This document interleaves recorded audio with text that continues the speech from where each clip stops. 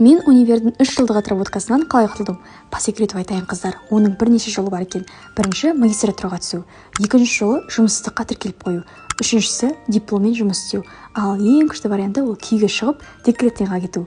Мен жасым 23-те, мен де 1 жыл бұрын магистратураны аяқтадым. Кеше отработка өтеп жатсың ба деген осындай хабарлама келіпті. Шошып кеттім. Отработка өтемесең 2 миллионнан жоғары штраф салады екен. Не де болса 2025 жылдан қалмай күйге шығу керек деп мақсат қойдым.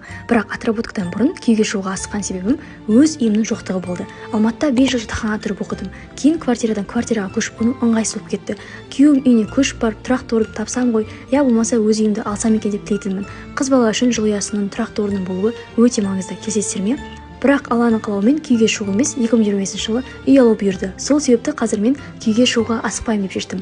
Отбасын құру отработка үшін де, үй үшін де жасалатын таңдау емес. Мен сенемін, үй нәсіп еткен Алла қайырлы жарды да, қайырлы уақытта, қайырлы орында жолықтырып қояды. Отработканың